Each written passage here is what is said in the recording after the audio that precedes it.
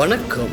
தமிழ் பேசும் மக்களின் உரிமை குரலான வீரகேசரியின் இரவு நேர பிரதான செய்திகள் வாசிப்பது எம்சிகா ரவி மற்றும் அவினேஷ் ஜோன்சன். செய்தியாசிரியர் MD லூசியஸ். முதலில் தலைப்புச் செய்திகள். ரஷ்யாவில் அதிர்ச்சி, கீழே விழுந்து தரைமட்டமாகிய விமானம், 5 குழந்தைகள் உட்பட பயணிகள் அனைவரும் பலி. உடனடியாக சரணடையுங்கள், இல்லாவிட்டால் ரோஹித அபேகுணவர்தனவின் மகளுக்கு அதிரடி எச்சரிக்கை. தெஹிவலையில் இன்று காலையும் துப்பாக்கிச் சூடு, பதற்றத்தில் மக்கள். கோட்டாபயவை இன்னமும் கைது செய்யாதது ஏன்? பிள்ளையான் கருவி, கோட்டாவே மூலகர்த்தா என தகவல். ஆயர் சிரில் காமினியால் சிக்கிய சூத்திரதாரி, அரசாங்கத்தை தடுக்கும் அந்த பிக் பாஸ் யார் என கேள்வி. சிறுவர்களை தற்கொலைக்கு தூண்டுகிறது, இலங்கையர்களிடம் அவசர கோரிக்கை. பிரித்தானியாவில் பதுக்கப்பட்டுள்ள கருப்பு பணம், பெயர்களை வெளியிடுவோம் என்கிறது அரசாங்கம். தேசிய நெடுஞ்சாலையில் விழுந்து நொறுங்கிய விமானம், பயணித்தவர்கள் பரிதாபமாக பலி. உள்நாட்டு செய்திகள். ரஷ்யாவில் 49 பேருடன் சென்ற விமானம் ஒன்று விபத்துக்கு உள்ளாகியுள்ளதாக சர்வதேச ஊடகங்கள் செய்தி வெளியிட்டுள்ளன. ரஷ்யாவின் கிழக்கு பகுதியில் அமைந்துள்ள அமூர் மாகாணம் அருகே டிண்டா நகரத்தை நோக்கி ஒரு பயணிகள் விமானம் சென்று கொண்டிருந்தது. இந்த விமானத்தில் 5 குழந்தைகள் உட்பட மொத்தம் 49 பேர் பயணம் செய்துள்ளனர். இந்நிலையில் இந்த விமானம் டிண்டா விமான நிலையத்தை நெருங்கும் வேளையில் விமான கட்டுப்பாட்டு நிலையத்துடன் தொடர்பு திடீரென துண்டிக்கப்பட்டது. மேலும் திடீரென ரேடாரிலிருந்து அந்த விமானம் காணாமல் போனதால் விமான நிலைய ஊழியர்கள் உள்ளிட்ட அதிகாரிகள் குழப்பத்தில் இருந்தனர். இதையடுத்து இந்த சம்பவம் உறுதியானதும் ரஷ்யாவின் அவசர நிலை சேவை துறை மற்றும் விமான பாதுகாப்பு துறைகள் இணைந்து தீவிர தேடுதல் மற்றும் மீட்பு நடவடிக்கைகள் மேற்கொள்ளப்பட்டது. மேலும் MI-8 ரக ஹெலிகாப்டர் காணாமல் போன விமானத்தை தேடும் பணியில் ஈடுபடுத்தப்பட்டது. இந்நிலையில் தற்போது ரஷ்யாவில் 49 பேருடன் சென்ற விமானம் விபத்தில் சிக்கி விழுந்து நொறுங்கியுள்ளதாக தகவல் வெளியாகியுள்ளது. விபத்துக்குள்ளான ரஷ்ய விமானத்தில் இருந்து அனைவரும் பலியாகியுள்ளதாக அதிகாரிகள் தெரிவித்துள்ளனர். இந்த விமானம் அங்காரா ஏர்லைன்ஸ் விமான நிறுவனத்தால் இயக்கப்பட்டு வந்த ஆண்டோனோவ் AN-24 வகையை சேர்ந்தது என்பது குறிப்பிடத்தக்கது.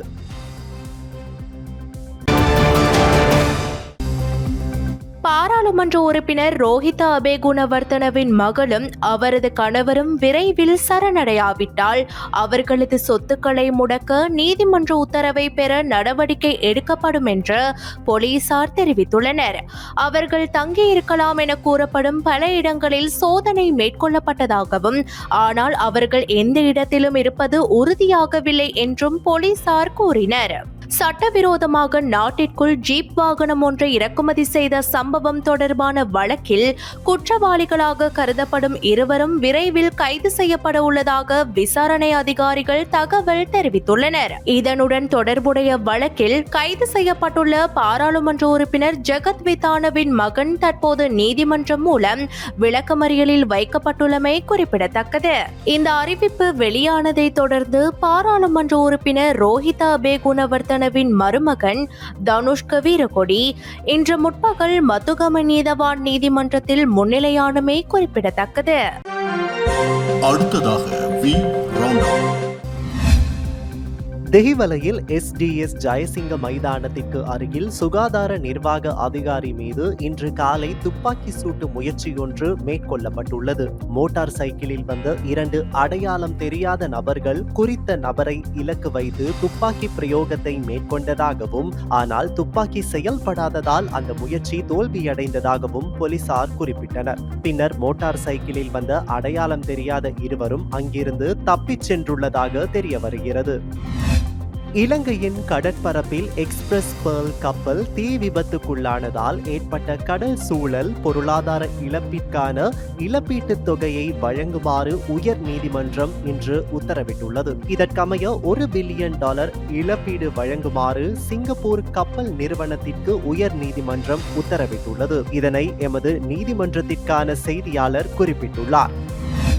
திருமணத்துக்கான தரகு பணம் கிடைக்காமையால் மனவிரக்தியில் தரகர் ஒருவர் உயிரை மாய்த்து கொண்ட சம்பவம் யாழ்ப்பாணத்தில் பதிவாகியுள்ளது. சுன்னாகம் சூறாவத்தை பகுதியை சேர்ந்த ஒருவரே இவ்வாறு உயிரிழந்தார். மாதுரு ஓயா தேசிய பூங்காவிலிருந்து தண்ணீர் குடிக்க வந்த யானை ஒன்று அரலங்கில பிம்புரத்தேவ பகுதியில் உள்ள இசட்டி கால்வாயில் வீழ்ந்துள்ளது. யானை சுமார் 5 கிலோமீட்டர் தூரம் நீரோட்டத்தில் அடித்து செல்லப்பட்டதாக வெஹரகல வனவிலங்கு அதிகாரிகள் தெரிவித்துள்ளனர். தற்போது வெளிநாட்டில் தலைமறைவாக உள்ள ஒழுங்கமைக்கப்பட்ட குற்ற கும்பலின் தலைவரான கஞ்சிப்பான இம்ரானின் நெருங்கிய சகா என கூறப்படும் ஒருவர் குற்றப்புலனாய்வு திணைக்கள அதிகாரிகளால் கைது செய்யப்பட்டுள்ளார். அவர் இந்தியாவிலிருந்து இன்று நாடு கடத்தப்பட்ட நிலையிலேயே பண்டாரநாயக சர்வதேச விமான நிலையத்தில் வைத்து கைது செய்யப்பட்டார். மன்னார் நானாட்டான் பிரதேச செயலாளர் பிரிவில் நானாட்டன் முருங்கன் வீதியில் வசித்து வரும் ஓய்வு பெற்ற ஆசிரியை ஒருவரின் வீட்டில் புகுந்து முகமூடி திருடன் கத்தியை காட்டி மிரட்டி கழுத்தில் இருந்த தங்க சங்கிலியை கொள்ளையிட்டு சென்றுள்ளதாக தெரிய வருகிறது. இந்த சம்பவமானது நேற்றைய தினம் புதன்கிழமை மாலை 4:30 மணியளவில் இடம்பெற்றுள்ளது. நீரேந்து பகுதிகளில் பெய்து வரும் அடைமழை காரணமாக மேல் கொத்மலை நீர்த்தேக்கத்தில் ஒரு வான்கதவை திறக்க நடவடிக்கை எடுக்கப்பட்டுள்ளது. மேல் கொத்மலையின் நீரேந்து பகுதிகளில் தொடர்ந்து பெய்து வரும் கனமழை காரணமாக மேல் கொத்மலை நீர்த்தேக்கத்தின் ஒரு வான்கதவு இன்று அதிகாலை முதல் திறக்கப்பட்டுள்ளதாக நுவரெலியா மாவட்ட அனர்த்த முகாமைத்துவ பிரிவு தெரிவித்துள்ளது. கருப்பு ஜூலை கலவரத்தின் 42வது வருடத்தை நினைவு கூறும் நினைவேந்தல் நிகழ்வு புதன்கிழமை மாலை காரைதீவில் நடைபெற்றது. 1983 கருப்பு ஜூலை 42 வருட வலி சுமந்து ஈழத்தமிழர்களின் இனப்படுகொலைக்கு எதிராக காரைதீவு பிரதேச சபையின் தவிசாளர் சு பாசுரன் தலைமையில் இந்நிகழ்வு நடத்தப்பட்டது. யாழ்ப்பாணம் செம்மணி பகுதியில் உள்ள 2 மனித புதைக்குழிகளில் இருந்தும் நேற்றைய தினம் புதன்கிழமை 5 எலும்புக்கூட்டு தொகுதிகள் அடையாளம் காணப்பட்டுள்ளதுடன் காப்பு போன்ற வலயம் ஒன்றும் அடையாளம் காணப்பட்டுள்ளன. கடந்த 3 நாட்களில் 20 மனித எலும்புக்கூட்டு தொகுதிகள் அடையாளம் காணப்பட்டுள்ள நிலையில் 2 எலும்புக்கூட்டு தொகுதிகள் முற்றாக அகழ்ந்து எடுக்கப்பட்டுள்ளன.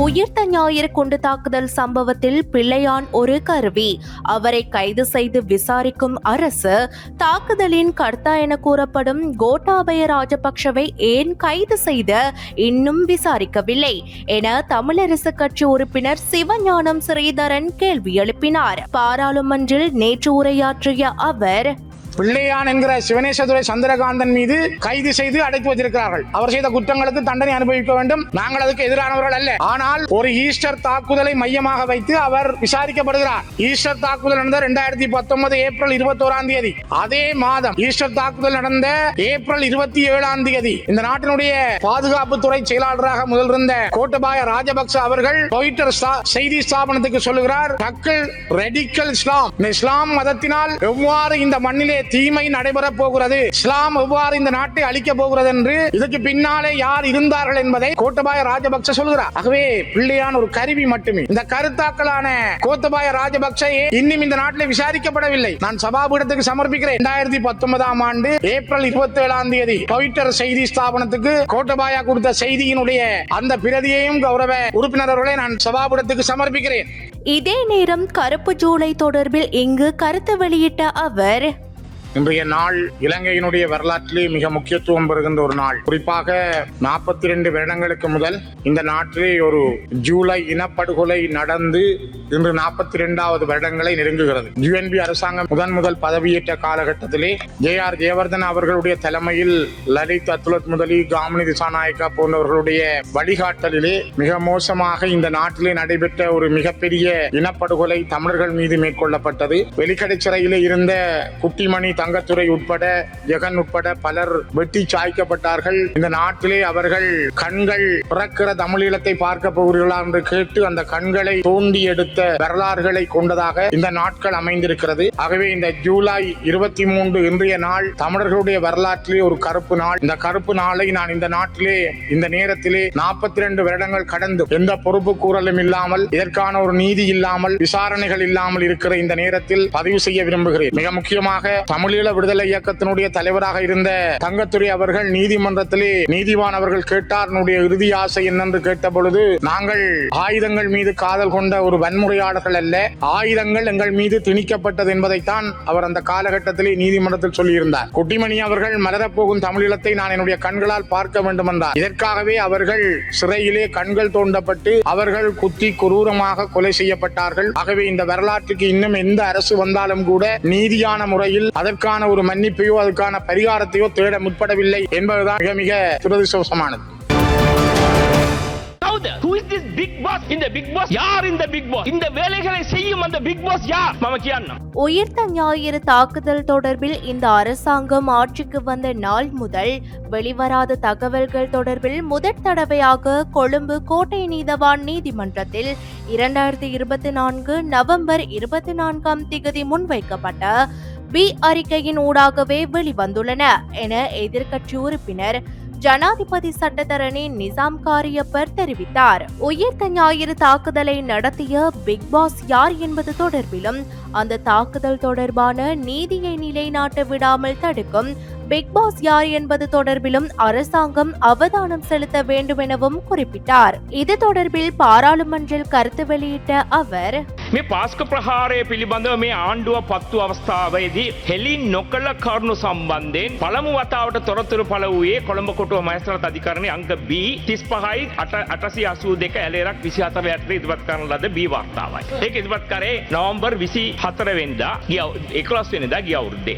இதில் முதல் அறிக்கையாக சேனல் 4 அலைவரிசைக்கு வழங்கிய ஆசாத் மௌலானாவினால் வெளியிடப்பட்ட தகவல்களாகும். அடுத்ததாக ஆயர் சிரில் காமினிக்கு கிடைத்த வாட்ஸ்அப் தகவலாகும். இந்த சாட்சிகளுக்கு அமைய 2 சந்தேக நபர்கள் அடையாளம் காணப்பட்டனர். சிவனேசத்துறை சந்திரகாந்தன் என்று அழைக்கப்படும் பிள்ளையானும் சுரேஷ் சாலே என்பவருமே ஆகும். ஆனால் இன்று வரை இவர்களை கைது செய்வதற்கோ இவர்களிடம் வாக்குமூலம் பெற்றுக்கொள்ளவோ அவர்களை சந்தேக நபர்களாக கைது செய்வதற்கோ குற்றப்புலனாய்வு பிரிவுக்கு முடியாமல் போயிருக்கிறது. அத்துடன் சாரா என்பவர் இறந்துவிட்டதாக காட்டுவதற்கு முன்னெடுக்கப்பட்ட முயற்சிகள் தொடர்பிலும் குறிப்பிடப்பட்டிருக்கின்றன. මේකේ මුල්ම වාර්තාව තිබුණේ අර channel 4 කියන අසත් මෞලානාගේ හෙළිදරව්ව. ඊට පස්සේ සිරිල් ගාමිණී පියතුමා විසින් තමන්ට ලැබුණු WhatsApp පණිවිඩය සම්බන්ධයෙන් ඒක තිබුණේ අසත් මෞලානා ජිනීවා මානව හිමිකම් කවුන්සිලේ ලබා දීපු සාක්ෂින් මත. මේ සාක්ෂි මත සැකකරුවන් දෙදෙනෙකු හඳුනගෙන තිබුණා අපරාධ පරීක්ෂණ දෙපාර්තමේන්තුව විසින්. මේ දෙදෙනාට විරුද්ධව විදේශගත වීම වැළැක්වීම සඳහා ආගමන විගමන දෙපාර්තමේන්තුවෙන් නියෝගයකුත් අරගෙන තිබුණා. ඒ වෙන කවුරුත් නෙවෙයි. සිවනේසන් චන්ද්‍රකාන්ත නොහත් පිල්ලියන් සහ සුරේෂ් ශාලි. නමුත් අද දක්වා මොවුන්ගේ ප්‍රකාශ ලබා ගැනීමට හෝ මොවුන්ට මේ මඩුවේ සැකකරුවන් හැටියට අත්අඩංගුවට ගැනීමට හෝ අපරාධ පරීක්ෂණ දෙපාර්තමේන්තුව ක්‍රියා කරලා නැහැ. ඉන්පසු අර சாரா නැමැති තැනැත්තිය මියගිය බවට පෙන්වන්න උත්සාහ කරපු අසාර්ථක ප්‍රයත්නය පිළිබඳවත්. ஆனால் இதில் முக்கியமானதாக வவுணதீவில் போலீஸ் உத்தியோகத்தர்கள் 2 கொல்லப்பட்டு அவர்களின் ஆயுதங்கள் கொள்ளையடிக்கப்பட்டமை தொடர்பிலும் அந்த ஆயுதங்கள் ஜாரான் குழுவினரால் பயன்படுத்தப்பட்டுள்ளதாகவும் அந்த பி அறிக்கையில் தெரிவிக்கப்பட்டுள்ளது. இது தொடர்பில் புலனாய்வு பிரிவு அறிக்கை ஒன்றையும் முன்வைத்துள்ளது. அதில் உளவு தகவல்களை வழங்குபவர் ஒருவரின் பெயரும் உள்ளது. அவர் தகவல்களை வழங்கியும் புலனாய்வு படையின் கட்டளை அதிகாரி உள்ள சிலரின் பெயர்களும் குறிப்பிடப்பட்டுள்ளன. அவர்கள் அந்த தகவல்கள் தொடர்பில் உரிய நடவடிக்கை எடுக்கவில்லை. அதன்படி செயற்பட்டிருந்தால் உயிர்த்த ஞாயிறு தாக்குதலை தடுத்திருக்கலாம். இதன்படி உளவு வழங்கியவரின் தகவல்கள் உண்மையானது என்றும் தெரிய வந்துள்ளது. இது தொடர்பான தகவல்கள் வெளியாகியுள்ள போதும் இதுவரையில் அந்த புலனாய்வு அதிகாரிகள் எவரும் கைது செய்யப்படவில்லை. இதில் தமிழ் மொழிபெயர்ப்புக்காக சென்ற அப்பாவி ஒருவரே கைது செய்யப்பட்டுள்ளார். ஆனால் கிழக்கு மாகாணத்தின் பாதுகாப்பு படை கட்டளை அதிகாரி பாராளுமன்றத்திற்குள் இருக்கின்றார். අදගත්ම ඉදිරිපත් කිරීම තමයි අර වවුනදීව ප්‍රදේශයේ රාජකාරී යෙදී සිටි පොලිස් නිලධාරීන් දෙදෙනා ක්‍රූර ලෙස ඝාතනය කර ඔවුන්ගෙන් අවි පැහැරගෙන යාම. අවි මෙම අවි පසුව සහරන්ගේ කල්ලිය විසින් භාවිතා කළ බවට පැහැදිලි සාක්ෂියක් තිබෙන බවට මේ AB වාර්තාව සඳහන් කරලා තිබෙනවා නියෝජ්‍ය සභාපතිතුමනි. මේ සම්බන්ධයෙන් CID එකෙන් හොඳ වාර්තාවක් ඉදිරිපත් කරලා තියෙනවා. මම නම් ටික කියන්න කැමති නැහැ. මේ ඔත්තුකරුවා සහරාන් හාෂිම් ඇතුළු ඉස්ලාම් අත්දවාදීන්ගේ ක්‍රියාකාරක සම්බන්ධයෙන් තුන්වන සන්නද්ධ බුද්ධි බලකාය වෙත ඉතා වැදගත් තොරතුරු ලබා දුන්නාය සඳහන් කරමින් ඒ බුද්ධි බලකායේ අනදෙන නිලධාරී බුද්ධි නිලධාරී අනෙකුත් නිලයන් සිසු නිලයන් එම තොරතුරු සම්බන්ධයෙන් මොනවද කරලා තියෙන්නේ? නිසි පියවර ගැන නොමැත. ඒ අනුව ක්‍රියාත්මක වූවා නම් පාස්කු ප්‍රහාරය වැළකීමට ඉඩ තිබිනි. කවුද කියන්නේ? CID එකේ. ඒ ස්ථානයේ ඒ ප්‍රකාශයේ ඒ කියන්නේ අර ඔත්තුකාරක ප්‍රකාශය සත්‍ය බව ඔවුන් කියලා තිබෙනවා. ඉතින් නියෝජ්‍ය සභාපතිතුමනි ඒක එතනින් ඉවර වෙන්නේ නැහැ. තව එකක් තියෙනවා එතන. ඒ අනුව ඒ 5 දෙනාට විරුද්ධව ආගමන විගමන දෙපාර්තමේන්තුවට මේ පැනලා යයි මේගොල්ලන්ගේ પાස්පෝර්ට් ටික ඉම්පවුන්ඩ් කරන්න කියලා නියෝගයකුත් අරගෙන තියෙනවා. දැන් මේක වෙන්නේ 2025 අප්‍රේල් මාසේ. නමුත් අද දක්වා මේ බුද්ධි නිලධාරීන් එක්කෙනෙක්වත් අත්අඩංගුවට අරගෙනත් නැහැ. මේ අධිකරණ ඉදිරිපත් කරලත් නැහැ. නියෝජ්‍ය සභාපති සුබයනි අපරාධ නඩු විධාන සංග්‍රහය 115 වෙනි වගන්තිය යටතේ යම් කිසි පුද්ගලයෙකුගේ ප්‍රකාශයක් ලබාගත් විට ඒ පිළිබඳව මහේස්ත්‍රාත්තුමාට හෝ තුමියට වාර්තා කරන්න ඕනේ. කිසිම වාර්තාවක් සිදු කරලා නැහැ. ඒ විතරක් නෙවෙයි. මේ උනේ අන්තිමට මොනවද උනේ? අර වවුනිතීවි ප්‍රදේශයේ උප පොලිස් පරීක්ෂක විජේනායක මහතාට අර දෙමළ පරිවර්තනය කිරීම සඳහා ඉදිරිපත් ගිය නිකන් සාමාන්‍ය අහිංසක සාජන් කෙනෙක්ව තමයි අල්ලලා ඉදිරිපත් කරේ. මේක අර කැකිල්ලේ නඩු තීන්දුව වගේ වැඩක් තමයි. දැන් අර බුද්ධි අමුදා බුද්ධි අංශයේ ප්‍රධානීන් පිට බුද්ධි අංශයේ අනෙකුත් කපිතාතුලා පිට අනදෙන නිලධාරියා පිට හැබැයි ඒ අවස්ථාවේ නැගෙනහිර පළාතේ SF Security Force Headquarters අනදෙන නිලධාරියා පාර්ලිමේන්තුව ඇතුළේ සභාපතිතුමනි. පාර්ලිමේන්තුව ඇතුළේ இதேவேளை கடந்த ஜனவரி 7ஆம் திகதி அமைச்சர் ஆனந்த விஜயபால பாராளுமன்றத்தில் கூறுகையில் நாங்கள் அந்த விசாரணைகளை புதிதாக ஆரம்பித்துள்ளதாக தெரிவித்திருந்தார். விசாரணைகளுக்கு அமைய 12 சிவில் சாட்சியாளர்களும் 7 இராணுவ உறுப்பினர்களும் 26 போலீசாரும் அடங்கலாக 48 பேரிடம் வாக்குமூலங்கள் பதிவு செய்யப்பட்டுள்ளதாக கூறியிருந்தார். ஆனால் கிழக்கு மாகாணத்தின் புலனாய்வு அதிகாரி, கட்டளை அதிகாரி ஆகியோரிடம் வாக்குமூலம் பெறுவதை தடுப்பது யார்? நீதிமன்றத்தில் நீதியை நிலைநாட்டுவதற்காக செல்வதை தடுப்பவர்கள் யார்? யார் அந்த பிக் பாஸ்? இந்த கல்வர்களை பயங்கரவாத நடவடிக்கைகளை திட்டமிட்டவர்கள் இராணுவத்தின் அதிகாரங்களை பயன்படுத்தி, ஜாரானை பயன்படுத்தி தங்களுக்கு தேவையான அரசியல் நாடகங்களை செய்வதற்காக இந்த வேலைகளை செய்யும் அந்த பிக் பாஸ் யார்? ජනවාරි 7 වෙනිදා අපේ ගරු ඇමති ආනන්ද විජයපාල මහතා ප්‍රකාශයක් කරා. ඒ ප්‍රකාශය කියලා තියෙනවා ඔහු කියනවා අපි බලයට පත් වුණාට පස්සේ ඒ විමර්ශනය නව අධියරකින් ආරම්භ කර තිබෙනවා. එම නව විමර්ශනය පසුගිය 2024 නොවැම්බර් 11 වෙනි දින කොටුව මහේස්ත්‍රාත් අධිකරණයේ නඩු අංක 35/882 2024 කාලයක් තිබෙන්නේ ඔබතුමා. තව ටිකක් ඕන වුණත් මම ඉල්ල ගන්න. 2020 තව මිනිත්තු දෙකක් මට ලැබෙනවා. ඒ මිනිත්තු 4ක්. එතකොට B 35/882 එලෙරක් 24. මෙන්න ඒක තමයි මේ B report එක. මේ report එක මෙච්චර කල් සේප්පිය හංගලා තිබ්බේ. අපිට ලැබුණා. දැන් ඒකේ කියනවා දැනට විමර්ශන සිදු කරගෙන යනවා. මේ දක්වා කරලද විමර්ශන අනුව සිවිල් සාක්ෂිකරුවන් 12 දෙනෙක්, හමුදා සමාජිකයන් 7 දෙනෙක්, පොලිස් නිලධාරීන් 26 දෙනෙක්, බද්දනාගාර නිලධාරීන් 3 දෙනෙක් ඇතුළු 48 දෙනෙක් ප්‍රකාශයක් සටහන් කරලා තිබුණා. අද අධිකරණ ඇමතුමත් නැහැ. නැත්නම් මට අහන්න තිබුණා මේ 42 දෙනාගේ එක්කෙනෙක්වත් සාක්ෂියක්වත් මේ පොතේ ඇතුලේ නැහැ. කවුද මේව නවත්තන්නේ ගරු නියෝජ්‍ය සභාපතිතුමනි? මේ විමර්ශනය විශේෂයෙන් නැගෙනහිර පළාතේ බුද්ධි අංශයේ හමුදා නිලධාරීන්, අනදෙන නිලධාරීන්, කමඩාන්ටස්ලාව සාක්ෂිකට උත්තර නොගන්නේ කවුද? ඒගොල්ලන් ඉදිරිපත් නොකරන්නේ කවුද? මේකට පිටිපස්සේ මේවා අධිකරණ ඉදිරියේ සාධාරණ යුක්ති ඉෂ්ට කර ගැනීම සඳහා ගෙනීම වළක්වන්නේ කවුද? Who is this big boss? In the big boss? யார் இந்த big boss? இவர்களை, இந்த கல்வர்களை, இந்த பயங்கரவாதத்தை திட்டமிட்டவர்களை, பயங்கரவாத விடயங்கள் சம்பந்தமாக தங்களுடைய முழு அந்த ஆமியுடைய அதிகாரத்தை பயன்படுத்தி அதை முஸ்லிம்கள் சஹரானுடைய பாவித்துக் கொண்டு தங்களுக்கு தேவையான அரசியல் நாடகங்களை செய்வதற்காக இந்த வேலைகளை செய்யும் அந்த பிக் பாஸ் யார்? பிக் பாஸ் என்றால் அவர் ஒளிந்து கொண்டு வேலைகளை செய்வார். இந்த பிக் பாஸை கண்டுபிடிப்பதற்கு நல்ல ஒரு உதாரணம் சொல்லுகின்றேன். I give the method of finding this big boss. 2018 October 26ஆம் திகதி ஜனாதிபதி மைத்திரிபால சிறிசேன பிரதமர் பதவியில் இருந்து ரணில் விக்ரமசிங்கவை நீக்கினார். 2018 நவம்பர் 9ஆம் திகதி வீர விக்ரம விபூஷண மேஜர் ஜெனரல் அருண ஜெயசேகர 2 வாரங்களில் கிழக்கு மாகாணத்தின் இராணுவ கட்டளை தளபதியாக நியமிக்கப்பட்டார். அதன் பின்னர் 3 வாரங்களில் வவுனதீவில் 2 போலீஸ் உத்தியோகத்தர்கள் இறந்தனர். அதன் போது முன்னாள் விடுதலை புலி உறுப்பினர் ஒருவர் அதனை செய்தது போன்று நாடகம் ஒன்றை முன்னெடுக்க முயற்சித்தனர். அந்த நாடகத்தை இராணுவ புலனாய்வு பிரிவே தயாரித்தது. 2018 අක්තෝබර් 26 වෙනිදා මෛත්‍රීපාල සිරිසේන ජනාධිපතිතුමා රනිල් වික්‍රමසිංහ අගමැතිතුමාව පහ කරනවා. 2018 අක්තෝබර් 26.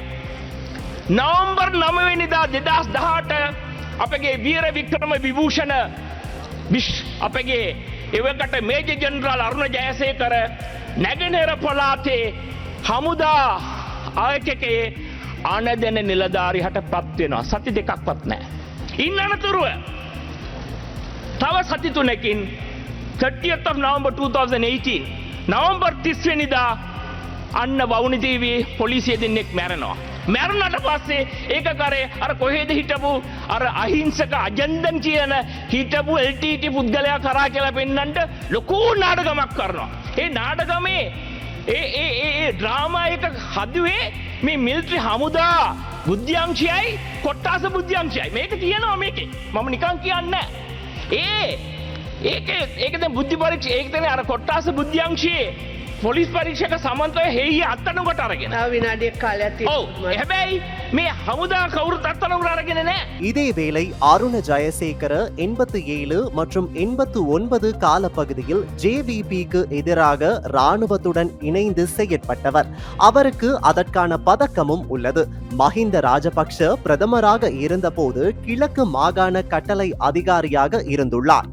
2019 நவம்பரில் ஓய்வு பெற்ற அவர் 2023ஆம் ஆண்டில் நீங்கள் அரசாங்கத்திற்கு வரப்போகின்றீர்கள் என்று ஓய்வு பெற்ற இராணுவ அதிகாரிகள் சங்கம் என்று தேசிய மக்கள் சக்தியில் ஆரம்பித்து தேசிய பட்டியல் ஊடாக பாராளுமன்றம் வந்து பிரதி பாதுகாப்பு அமைச்சராகியுள்ளார். எப்படி இவர் இந்த இடத்திற்கு வந்தார்? இதனையும் செயற்படுத்தும் பிக் பாஸ் யார் என்பது தொடர்பில் அவதானம் செலுத்துமாறு கோருகின்றேன் என்றார். අරුණ ජයසේකර මහතා 87 89 වකවානුවේ JVPට විරුද්ධව ඉතාමත් දැඩි ලෙස හමුදා සමග එකතු වෙලා ඉන්සර්ජන්සි කවුන්ටර් ඉන්සර්ජන්සි ආර්මි යුනිට් එකේ වැඩ කරා. ඒකට ප්‍රධාන පදක්කමක් තියෙනවා. 87 89. ඊට පස්සේ මහින්ද රාජපක්ෂ අගමැති ඉන්න කාලේ එතකොට නැගෙනහිර හමුදාපති වෙනවා, අනදෙන නිලධාරි වෙනවා. ඒකටත් සාක්ෂි තියෙනවා. ඊට පස්සේ එයා විශ්‍රාම ගන්නවා නවම්බර් 2019. ඊට පස්සේ එයාගෙන් තොරතුරු නැහැ. ඔන්න 2023 ඔබලා ආණ්ඩුවට එන බවට ඒගොල්ලන්ට බුද්ධ්‍යංශය දැනගන්නවනේ ඔයගොල්ලන්ට ඉස්සරලා. එකපාරටම මෙයා හදා ගන්නවා විශ්‍රාම හමුදාවේ විශ්‍රාම නිලධාරීන්ගේ සංවිධානයක් NPP එකේ හදාගෙන නායකයා වෙනවා. චන්දහන්නෙත් නෑ. ජාතික ලෑස්තිය ඇතුළට එනවා. කෙලින්ම ඉන්නවා නියෝජ්‍ය රාජ්‍ය අමැති හැටියට ජාතික ආරක්ෂාව. ඔබතුමාලා පොඩ්ඩක් හොයලා බලන්න කොහොමද මෙයාට එවැනි තනතුරක් අරගෙන මෙයාට ගෙනාවේ? මේවා මෙහෙවන බිග් බොස් කවුද කියලා හොයාගන්න. இளம் பருவத்தினர் கையடக்க தொலைபேசி மற்றும் சமூக ஊடகங்களை பயன்படுத்துவதை தவிர்க்க வேண்டும் என புதிய ஆய்வின் மூலம் கண்டறியப்பட்டுள்ளது. 13 வயதுக்குட்பட்ட சிறுவர்களிடையே கையடக்க தொலைபேசி பயன்பாடு தற்கொலை எண்ணங்கள், மோசமான உணர்ச்சி கட்டுப்பாடு, குறைந்த சுயமரியாதை மற்றும் யதார்த்தத்திலிருந்து விலகுதல் ஆகியவற்றுடன் தொடர்புடையது என்று ஆய்வில் கண்டறியப்பட்டுள்ளது. மனித மேம்பாடு மற்றும் திறன்கள் இதழில் வெளியிடப்பட்ட ஒரு ஆய்வின்படி பெண்கள் இந்த வகையான மனநல பிரச்சனைகளை அனுபவிக்கும் வாய்ப்பு அதிகம் என தெரிவிக்கப்படுகிறது. 13 வயதுக்குட்பட்ட சிறுவர்கள் கையடக்க தொலைபேசிக்கு ஆளாவது அவர்களின் மன ஆரோக்கியத்திற்கு தீங்கு விளைவிக்கும் என குறிப்பிடப்பட்டுள்ளது. ஆகவே சிறுவர்களுக்கு கையடக்க தொலைபேசிகளை வழங்குவதை தவிர்க்க வேண்டும் என ஆராய்ச்சியாளர்கள் வெளிநாட்டு ஊடகங்களுக்கு தெரிவித்துள்ளனர். இலங்கையில் இருந்து கருப்பு பணத்தை வெளியேற்றி பிரித்தானியாவின் வெர்ஜின் தீவுகளில் வர்த்தக நடவடிக்கையில் பலர் ஈடுபடுவதாக அரசாங்கம் தெரிவித்துள்ளது. இது தொடர்பாக பாராளுமன்றில் கருத்து வெளியிட்ட அமைச்சர் வசந்த சமரசிங்க, கடந்த அரசாங்கத்தின் போது இது குறித்து விசாரணை நடத்த அமைச்சரவை அனுமதி வழங்கியிருந்த போது அவ்வாறான எந்த விசாரணையும் மேற்கொள்ளப்படவில்லை. எனினும் இவர்கள் தொடர்பான தகவல்கள் எதிர்காலத்தில் வெளியிடப்படும் என தெரிவித்தார். வெளிநாட்டு செய்திகள்.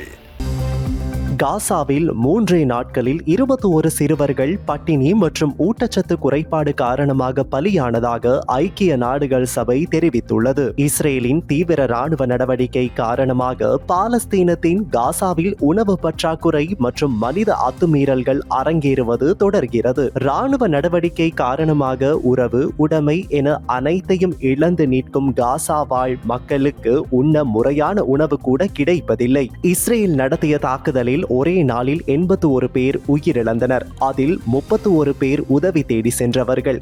இதை மத்திய கிழக்கு பகுதியில் பிரபலமாக உள்ள செய்தி நிறுவனம் தெரிவித்துள்ளது.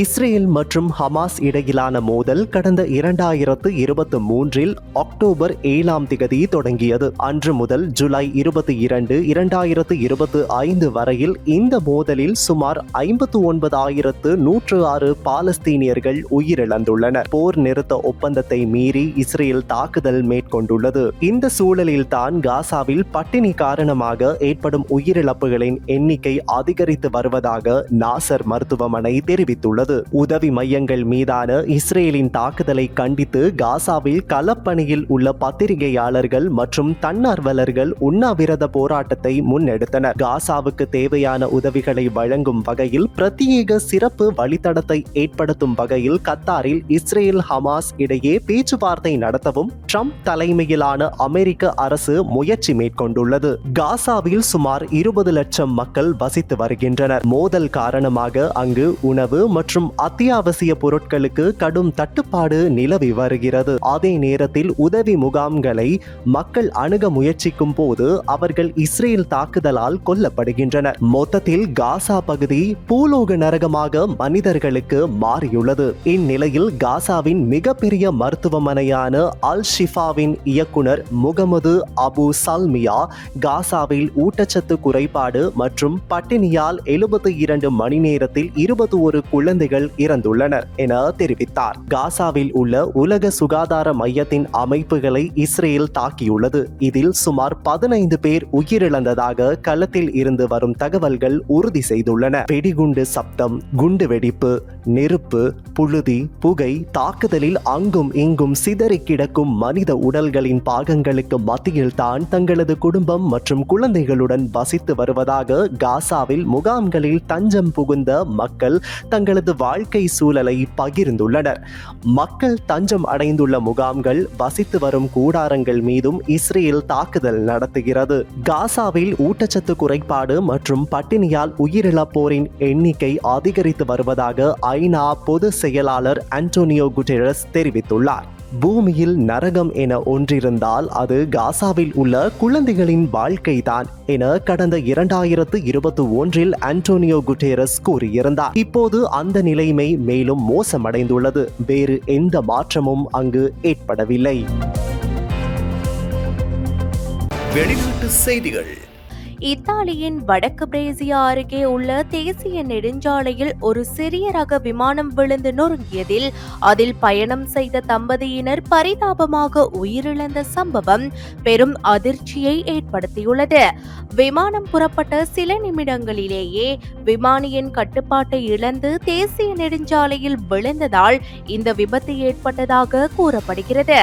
இந்த விமானத்தில் பயணித்த 75 வயதான வழக்கறிஞர் சர்ஜியோ ரவக்லியா மற்றும் அவரது 55 வயதான மனைவி அன்னா மரியா டி ஸ்டெபானா ஆகியோர் சம்பவ இடத்திலேயே உயிரிழந்தனர். இந்த பயங்கர விபத்தால் நெடுஞ்சாலையில் சென்று கொண்டிருந்த 2 கார்கள் தீப்பிடித்துள்ளன. இதில் ஒரு காரின் ஓட்டுநர் படுகாயமடைந்து உடனடியாக மருத்துவமனையில் அனுமதிக்கப்பட்டுள்ளார். மற்றொரு வாகன ஓட்டுநருக்கு சம்பவ இடத்திலேயே சிகிச்சை வழங்கப்பட்டுள்ளது. விபத்து நடந்தவுடன் தீயணைப்பு படையினர், ஆம்புலன்ஸ்கள் மற்றும் உள்ளூர் போலீசார் உடனடியாக சம்பவ இடத்திற்கு விரைந்து மீட்பு பணிகளை மேற்கொண்டதாக தெரிவிக்கப்படுகின்றது. வெளிநாட்டு செய்திகள்.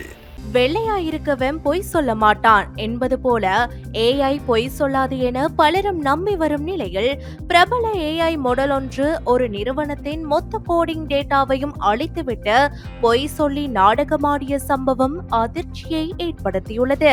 தற்போது அனைத்து துறைகளிலும் AI வருகையால் ஆட்டோமேஷன் செயல்பாடுகள் நடந்து வரும் நிலையில் அதற்காகவே பல AI கருவிகள் பயன்படுத்தப்படுகின்றன.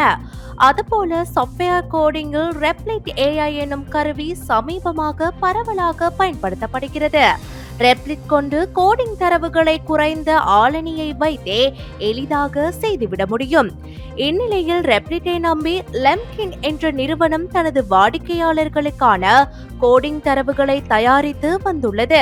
ஆனால் ஏதோ ஒரு தொழில்நுட்ப கோளாறு காரணமாக ரெப்ளிட் AI அந்த நிறுவனத்தின் கோடிங் தரவுகளை மொத்தமாக அளித்தது மட்டுமல்லாமல் தனக்கும் அதற்கும் எந்த சம்பந்தமும் இல்லை என்று பொய் சொல்லியுள்ளது. இதனால் அதிர்ச்சி அடைந்த லெம்கின் நிறுவனம் ரெப்ளிட் AI-யின் பொறுப்பற்ற தன்மை குறித்து எக்ஸ் தளத்தில் பதிவிட்டுள்ளனர். இது குறித்து கருத்து வெளியிட்ட ரெப்ளிட் AI-யின் நிறுவன செயல் அதிகாரி அம்ஜத் மசாத், ரெப்ளிட் செய்த இந்த செயல் ஏற்றுக்கொள்ள முடியாதது மட்டுமல்ல, மீண்டும் எப்போதும் நடந்துவிடக் கூடாதது என்று வருத்தம் தெரிவித்துள்ளார். ரெப்ளிட்டின் இந்த செயலால் அதை கொண்டு கோடிங் எழுதுவோர் அச்சத்தில் உள்ளனர். இன்றைய நாணய மாற்று விகிதம்.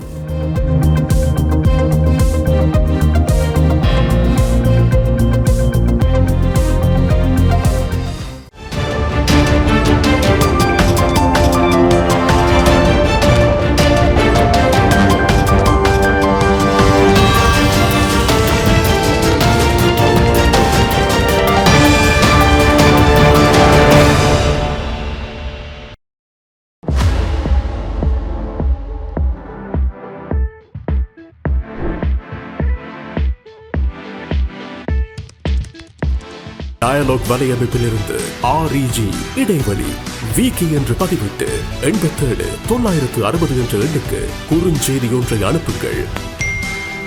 வீரகேசரி செய்தியுடன் இணைந்திருங்கள்.